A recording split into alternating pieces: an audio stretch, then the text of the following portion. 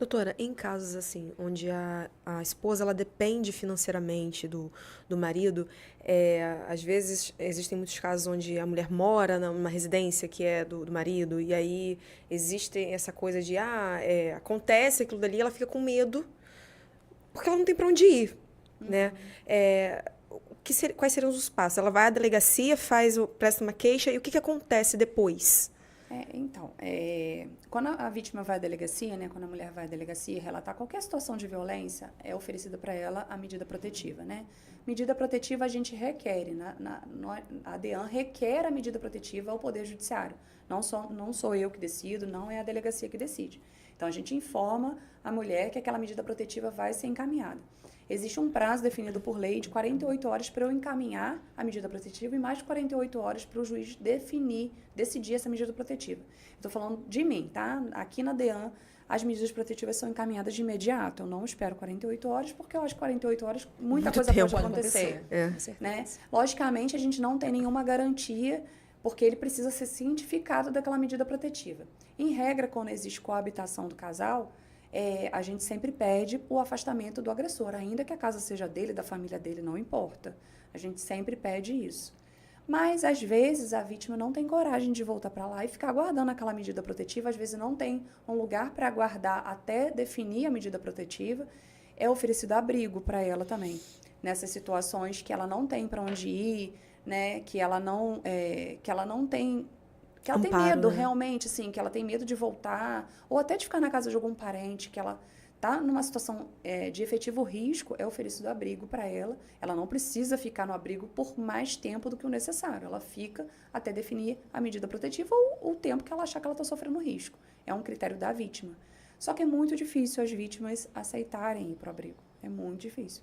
Porque o abrigo é um lugar sigiloso, nem a gente sabe onde fica.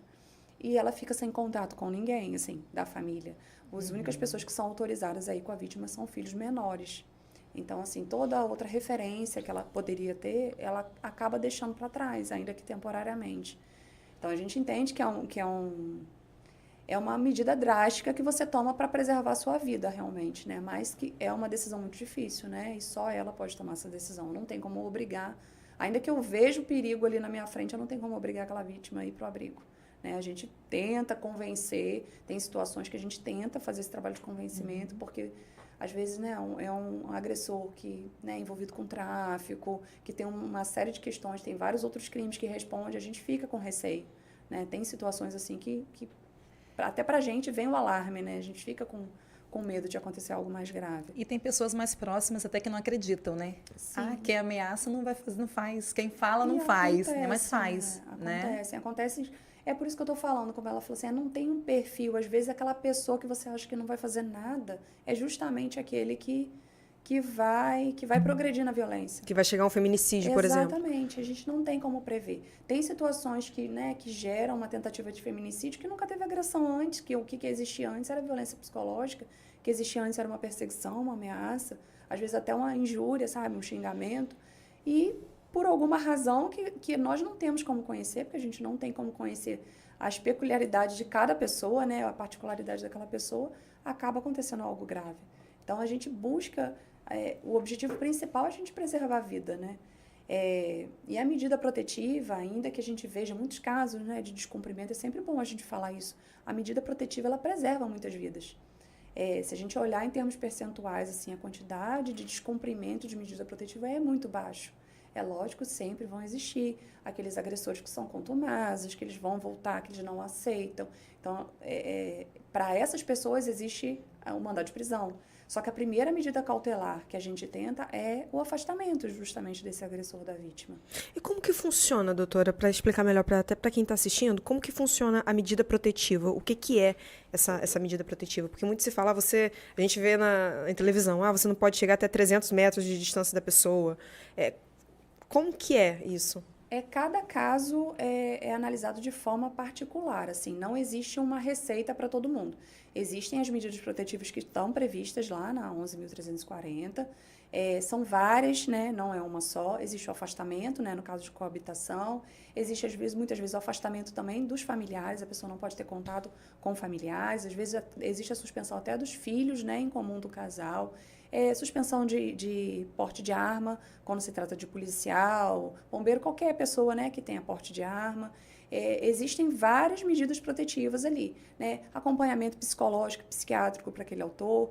Então, assim, o juiz, a partir do nosso pedido, a gente faz um pedido de acordo com a demanda daquela vítima, né? São várias coisas que são mencionadas ali, a depender da situação concreta dela. Eu não tenho por que pedir afastamento do lar para uma pessoa que não mora junto. Eu vou pedir o afastamento só, Entendi. né? Às vezes é estipulado 100 metros, 300 metros, 500 metros, depende muito da situação do casal. Eu já vi medida protetiva, por exemplo, um casal que divide, um mora num andar, o outro mora no outro andar. Ou moravam juntos, mas ele ficaria na casa da mãe. Né? Situações que a pessoa é mais hipossuficiente. E não existiu nada grave o bastante para ter que determinar que ele fique afastado. Então, muitas vezes o juiz determina que eles não podem manter contato. Né? E a distância, vão ter que manter aquela distância, ressalvada a permanência, cada um na sua casa. Então, isso acontece, assim, é muito particular de cada situação. Né? Então, a gente pede a medida protetiva, o juiz analisa de acordo. Normalmente, a medida protetiva, a gente só tem o quê? O depoimento da vítima. Então, o depoimento da vítima é muito importante. É importante que ela detalhe toda a violência que ela está sofrendo, o que motivou ela estar na delegacia, naquele momento, pedindo aquela medida protetiva, para que o juiz tenha condição de analisar qual é a medida protetiva que é mais adequada para a situação dela. Né? O que vale para Maria não vai servir para Joana e assim sucessivamente. Né? A gente tem que avaliar cada caso a caso. Mas aí, se o agressor ele não cumprir a medida, porque né, não tem como ficar vigiando 100% do tempo. A polícia não vai conseguir estar ali, né?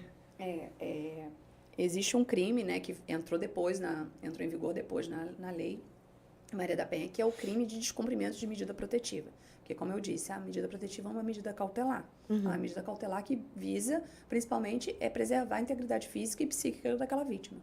Se ele descumpriu qualquer medida protetiva, ele pode ser preso, efetivamente preso. Né? E a gente tem o cuidado na delegacia de todo descumprimento, a gente dá uma importância maior. Por quê?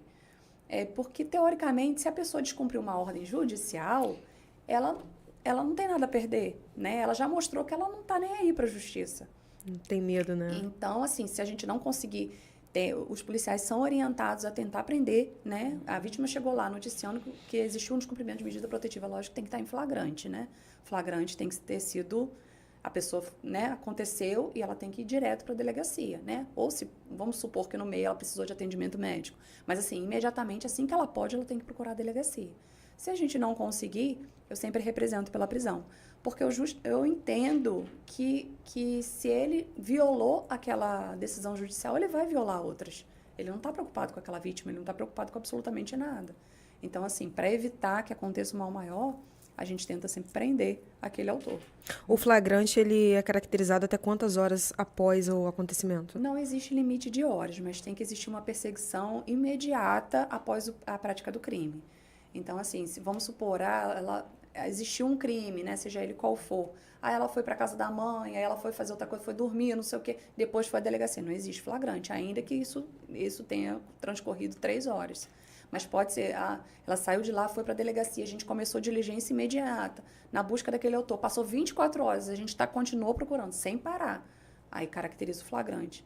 Então, o flagrante também é muito caso a caso, assim, que tem que ser analisado. E se for o contrário, doutora? Se a vítima descumprir por algum motivo e alguém denunciar? Um familiar, mas por vontade dela. Essa medida, ela acaba ou não? Acaba, existe a revogação tácita da medida. Porque a medida é para os dois. A medida, ao contrário do que muita gente pensa, ela não é só para o agressor, ela vale para a vítima também. Então, acontece, às vezes, da vítima entrar em contato para resolver a coisa dos filhos, por exemplo. Ela não pode, porque ela está explícito. O contato não é que ele vai perder o contato dos filhos, mas você tem que nomear uma terceira pessoa para fazer esse contato. Né? Você não tem que entrar em contato com aquela pessoa. Porque a partir do momento que você entrou em contato com aquela pessoa, existiu a revogação da medida. Entendi.